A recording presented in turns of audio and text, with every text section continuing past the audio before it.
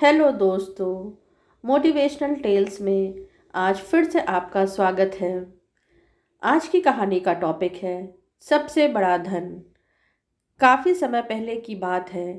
एक राजा जंगल में शिकार करने गया। बरसात का मौसम होने के कारण यह अंदाज़ा लगाना बहुत मुश्किल हो रहा था कि कब अचानक बारिश होगी, और हुआ भी यही। अचानक आकाश में बादल छा गए और बारिश होने लगा। सूरज डूब गया और धीरे धीरे अंधेरा छाने लगा। अंधेरे में राजा अपने महल का रास्ता भूल गया और अपने सिपाहियों से अलग हो गया। भूख, प्यास और थकावट से राजा काफ़ी परेशान हो रहा था। कुछ ही देर बाद राजा को सामने तीन बच्चे खेलते हुए नजर आए। तीनों बच्चे काफ़ी अच्छे दोस्त लग रहे थे। उन्हें देखकर राजा ने उन्हें अपने पास बुलाया। राजा ने कहा, सुनो बच्चों, ज़रा यहाँ आओ। यह सुनकर बच्चे उनके पास आए। राजा ने बच्चों से पूछा, क्या तुम कहीं से थोड़ा भोजन और जल ला सकते हो? मैं बहुत भूखा हूँ और प्यास भी लग रही है। बच्चों ने कहा, जी ज़रूर, हम अभी घर जाकर आपके लिए कुछ लेकर आते हैं। तीनों बच्चे गांव की ओर भागे और तुरंत कुछ भोजन और जल लेकर आ गए। राजा बच्चों के उत्साह और प्रेम को देखकर बहुत प्रसन्न हुए। राजा ने बच्चों से पूछा, प्यारे बच्चों, तुम लोग जीवन में क्या करना चाहते हो? मैं तुम सबकी मदद करना चाहता हूँ। यह बात सुनकर बच्चे काफ़ी देर तक सोचते रहे। फिर उनमें से एक बच्चे ने कहा, मुझे धन चाहिए। मैंने कभी 2 वक्त की रोटी नहीं खाई, कभी अच्छे कपड़े नहीं पहने, इसलिए मुझे केवल धन चाहिए ताकि मैं अच्छा खाना और अच्छे कपड़े पहन सकूं। इस पर राजा मुस्कुराते हुए बोले, ठीक है, मैं तुम्हें इतना धन दूंगा कि जीवन भर सुखी रहोगे। यह सब सुनकर बच्चे की खुशी का ठिकाना ना रहा। दूसरे बच्चे की बारी थी, तो राजा ने उससे भी पूछा, तुम्हें क्या चाहिए? बच्चे ने कहा, क्या आप मुझे एक बड़ा बंगला और घोड़ा गाड़ी देंगे?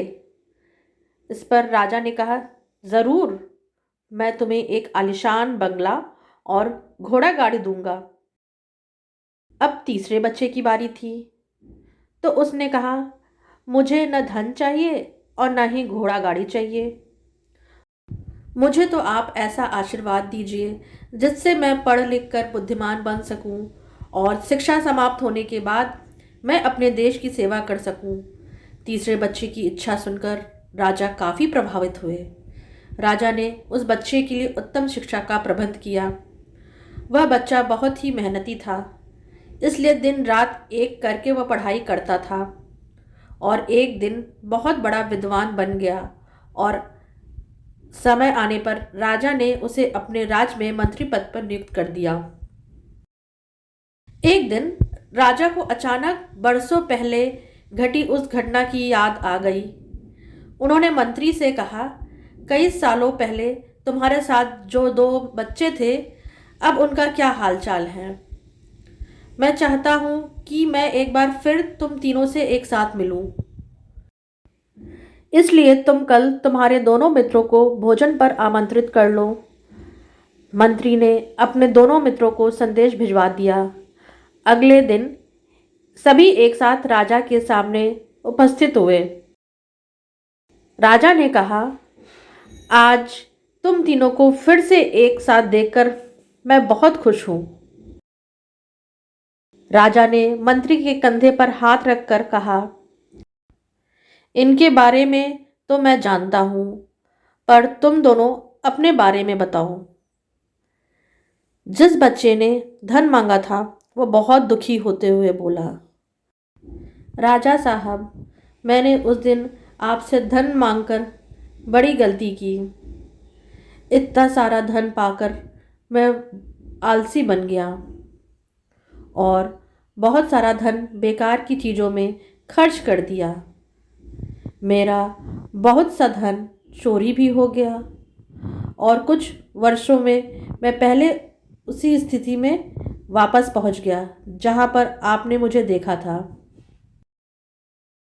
अब बंगला गाड़ी मांगने वाला बच्चा भी रोते हुए बोला, महाराज, मैं बड़े ठाठ से अपने बंगले में रहता था, पर वर्षों पहले आई बाढ़ ने मेरा सब कुछ बर्बाद हो गया और मैं भी अपने पहले जैसे स्थिति में पहुंच गया।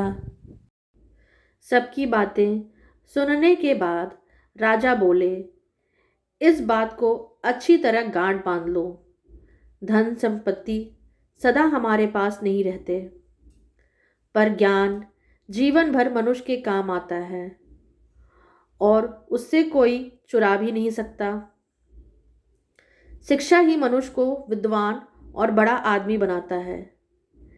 इसलिए सबसे बड़ा धन ज्ञान और विद्या है। दोस्तों, ये कहानी आपको कैसी लगी? प्लीज़ कमेंट करके ज़रूर बताइएगा। चैनल पर नए हो तो सब्सक्राइब करें, लाइक करें और शेयर करें। Thanks for watching.